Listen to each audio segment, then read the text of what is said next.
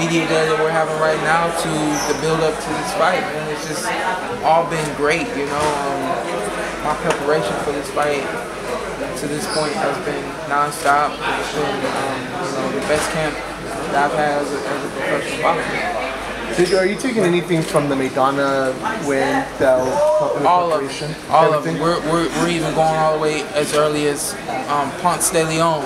You know, that fight. You know, there's something that can be learned about, you know, a fighter and his tendencies, what he does, what he doesn't do from every fight. You know, I think if you go as early as that fight, you will see, you know, some of the things he's changed and some of the things he hasn't. You know, you'll see what he can do and what he can do. You know?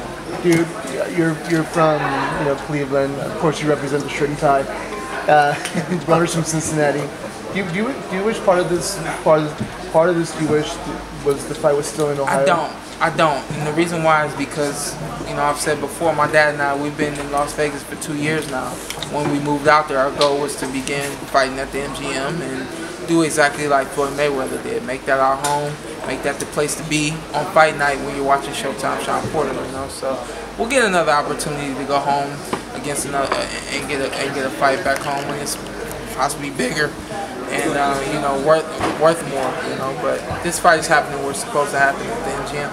Go ahead. You know, can you help people understand, because a lot of people think, you know, by conceding to the weight and the rehydration clause, you guys are giving such a at a disadvantage, giving him an advantage. Just help people understand why you and your father thought this was a good opportunity. We just know it's right. You know, we knew that, you know, this is what it would take to make this fight, and this is the fight that we want. You know, a big fight. And I've said this too.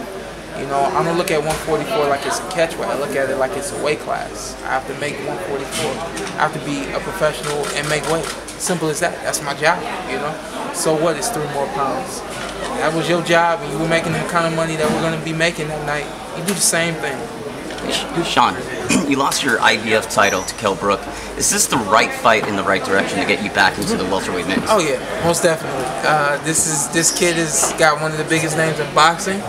And, you know, obviously after defeating him, I looked to have the same, you know, but along the way, you know, we had our fight with Kell Brook, didn't go the way we wanted.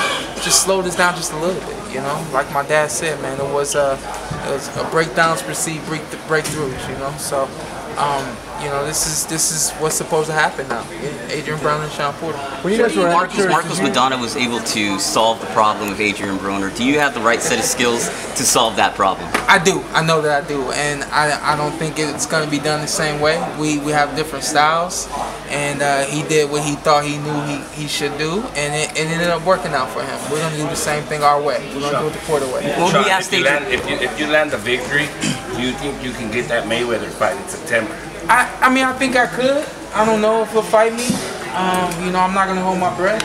I'm not going to hold up my career until he makes a decision. You know, but you know, everyone has said that, you know, Adrian Broner fights a lot like Floyd Mayweather. If Shawn Porter can beat Adrian Broner, he's probably the one who can beat Floyd Mayweather. So, of course, that could be in my future, and I have looked at that option. When you're a wild fighter, what does this fight mean? It means everything. You know, I think for me, you know, Ohio's in my heart, Cleveland is in my heart, Northeast Ohio is in my heart, but this fight to me is bigger than that. This fight is a world championship fight, even though it's not for a championship. You know, this fight just is bigger than Cleveland and Cincinnati. This is something that the world's going to look at and remember. When you guys were amateurs, did you envision fighting Adrian as a pro? It's so funny. He's a few years younger than me, and he's always been a lot smaller than me. You know, he finished up his career in the amateurs at 132, 141. I finished at 165. So even at that point, there was never a thought of fighting Adrian Broner. But obviously, when he moved up to 147 and got that WBA belt, it was like, okay, if he's staying here, he can't just, you know, you can't just open the door to 147 and not come see me, you know. So about that time. What do you think Broner has to worry about most in terms of going in with you? Because he knows you. All of it. All of it. All of it. All of it. From the speed to the quickness to the power, the punch output, the body shots, all of it. What do you think about his usual bravura that he does, like the dancing and all that? Is that something that bothers you? It doesn't bother me. You know, I've just always been like this.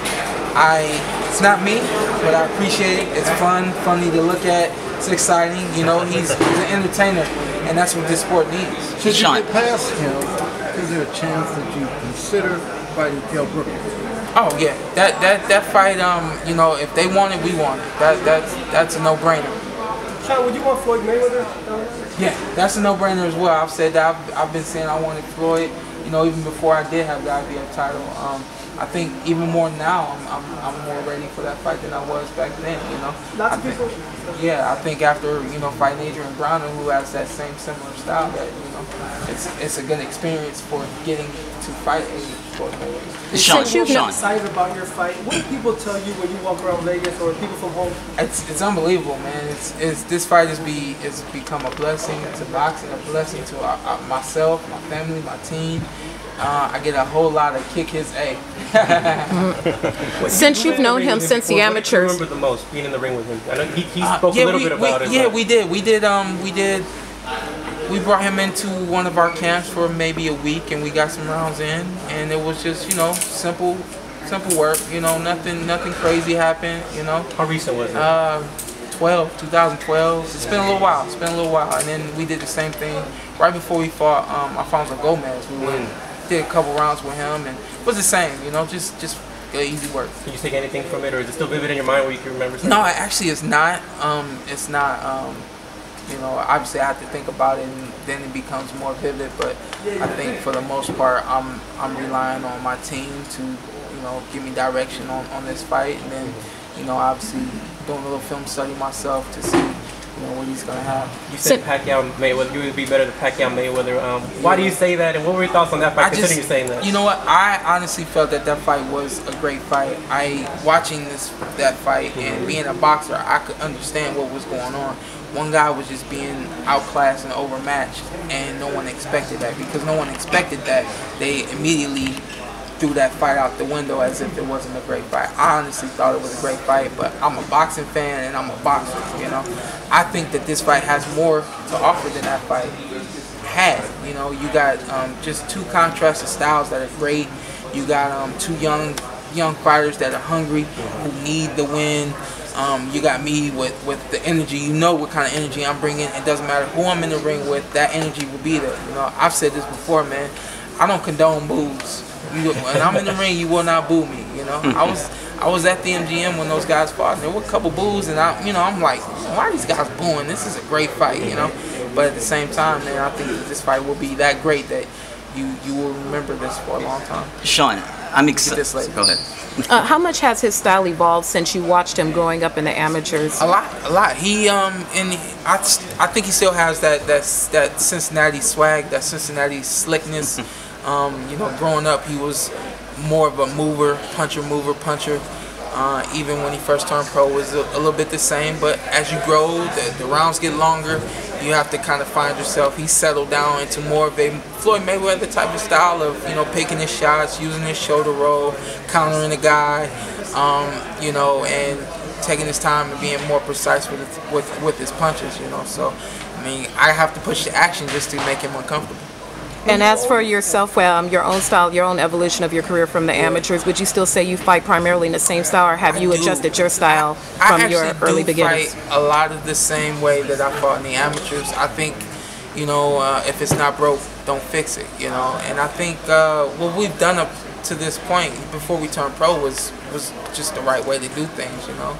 And, you know, as we turned pro, 4 rounds was the same, and as we started to, you know, progress 6, 8, 10 rounds and overwhelm guys with the speed and the quickness and the power that they don't normally see from a professional fighter, we've been able to match that with, you know, the workouts to build my body up to be able to put out that kind of energy and pressure and all that kind of stuff. So my boxing style is a lot of the same way as it was in the amateurs. Can we see a stoppage in this fight? The way you guys are talking about fight, do you think you can see a stoppage in this fight? I think so. You know, you take a look at what Marcos Maidana did to him. I'm just a better boxer than Marcos. No disrespect to him, but I just have a lot more in my arsenal. You know, Marcos overwhelmed him with power and grit and might and all that kind of stuff. I have all that, but I also have speed. I can hit Adrian from the outside. I can set things up. My boxing IQ is up there.